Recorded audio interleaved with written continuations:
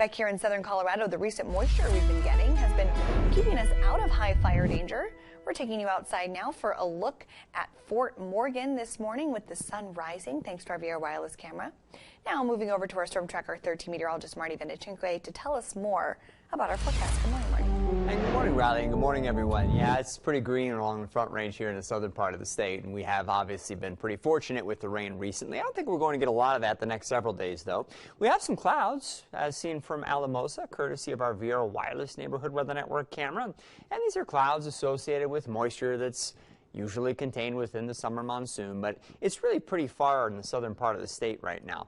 We have a mostly sunny start to the day, as seen from Mortgage Solutions Financial at North Union and Montebello Street in Colorado Springs, so we've avoided any of the low clouds and patchy fog that are, in fact, still in place across the plains farther to the east this morning, but won't be for too long today. Mixture of 50s and 60s in most cases across eastern Colorado, though Canyon City's up to 70 right now. We do have 40s and 50s over the mountains and mountain valleys, and as you've seen, we kind of have varied sky conditions across the area. FUTURECAST is not suggesting a lot of precipitation with showers and thunderstorms today, a couple of hundredths here and there, but that doesn't mean that you couldn't quickly get a little shower or some thunder overhead during the afternoon hours, and FUTURECAST shows those chances are going to be most likely after lunchtime over near the mountains. So you see kind of the spotty nature of the showers and storms. I do think maybe over the Pikes Peak region we have a little better chance for rain than we had yesterday.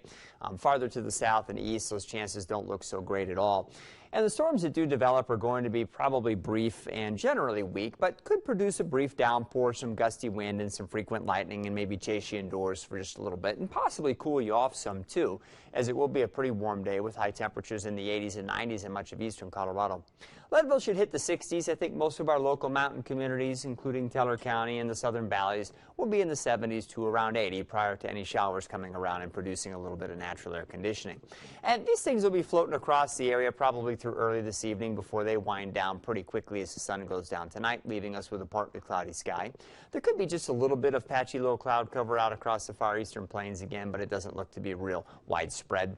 Lows tonight, likely in the 50s and 60s once again for the plains of eastern Colorado, and kind of where we've been recently over the mountains and mountain valleys too, with a mixture of 40s and 50s.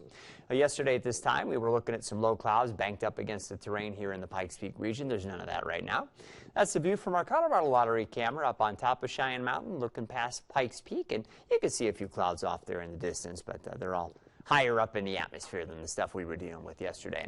And we'll be, generally speaking, tracking warmer and drier air, at least for the first half of the week. I think our storms will be pretty few in number. So nothing like what we had last week with regard to the kind of consistent day-to-day rain that we were seeing. We still expect some rain, more so later in the week, and we'll talk about that in our extended forecast coming up soon. Riley, back to you.